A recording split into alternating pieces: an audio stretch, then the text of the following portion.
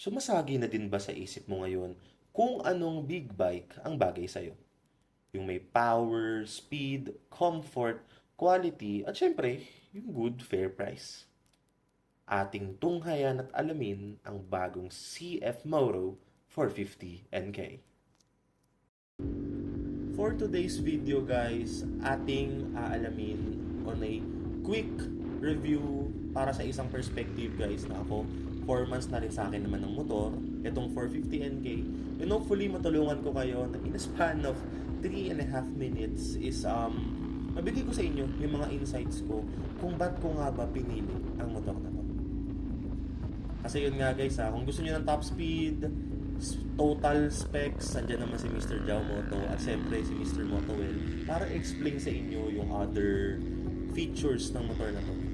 Ang content natin sa video na ito is most probably yung pinaka quick at detalyadong mga rason kung ba't ko nga ba binili si 450. So ngayon, umpisahan na natin. First guys is the credibility, 'di ba? Saan pa ba tayo? Lalayo pa ba tayo? Alam ko nandyan si Kawasaki, Suzuki, Yamaha, even ano pa ba yung isa? Marami. May mga Triumph tayo dyan, may mga mamahaling motor. Pero ba't ko nga ba binili sa CF Moto? Siyempre, andun na tayo guys. Nag-research din naman tayo. Hindi tayo basta-basta bumili. At na-appreciate ko kasi guys yung ganong kabenta yung NK400 nila. Kasi naniniwala ako kung talagang pangit, walang kredibilidad ang brand na to, sa NK400 pa lang naniniwala ako mag-famous. At the same time, ang dami nilang nilabas. May mga 650cc's pa sila, may 800cc's. So, syempre guys, diba, andun yung credibility. May bumibili, may mga parokyano sila, at isa yon sa mga point ko, ba't ako bumili ng isang CF Moto 450NK. Hopefully, sapat na yun no? Kasi, let's be honest, wala naman talaga sa brand yan. Nasa pagpapaalaga. Maraming magagalit siguro sa komento kong yan, pero that's the reality. May mga motor na mamahalin pero madaling masira. May mga China naman dyan na sa tingin natin tumatagal naman. Diba? So, siyempre guys, our next point, ano pa ba kung hindi yung price? Guys, for only 262,000, may TFT display ka na, may ABS, may traction control, naka 270 crank ka na, naka 450cc ka na guys, for only 260,000 guys. Ganong kalupet, and ayun din ang isa sa mga factor ba't ako napabili ng motor na to. Fair price, na kahit isang impulsive buyer is talagang mapapabili sa motor na to.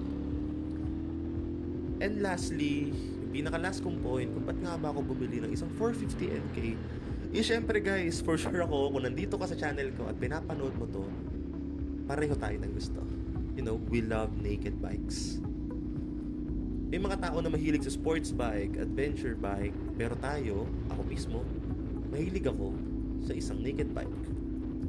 Nakakita ko kasi yung joy and yung comfort riding a naked bike. Pwede kang mag-tuck in a way na para at least medyo aggressive ang look. At pag medyo nangangawit ka na, pwede ka rin namang medyo umalalay lang na para kang naka-adventure bike. At guys, ito, kagaya nito sa video na to, makikita nyo dito, may kasama ako naka GSX-R. And yun no? May kanya-kanya tayong taste sa motor. At ako, ito yung gusto ko. Isang naked bike, the big bike. For a 260,000, credibility-wise, ito na yung checkmark niya. Mahilig pa ako sa naked bike. Talagang ituturo ka ng tadhana para bilhin ang 450NK. Walang bitin. At the same time, andun yung power, yung speed, and yung tunog ng motor. Marami nagsasabi pa rin na China bike to, hindi worth it yan, darating ang time sirain yan. Pero babalik tayo dun sa sinabi ko kanina na 4 years, 5 years old na yung mga NK400, pero ngayon nasa expressway pa rin, nakaka-top speed pa rin. So naniniwala ako nasa pagpapaalaga lang yan. At kung masaya ka sa motor na yon, syempre bilhin mo. So yun guys, maraming salamat sa pagtapos ng video natin na to. Marami pa tayong i-edit. Hopefully magustuhan nyo pa yung mga susunod nating contents and vlogs. Kung meron pa kayong gustong malaman sa motor na to or another trips natin sa channel, kindly leave a message dyan sa comment section below. At please, huwag niyong kalimutang mag-subscribe sa channel natin. Hanggang sa muli.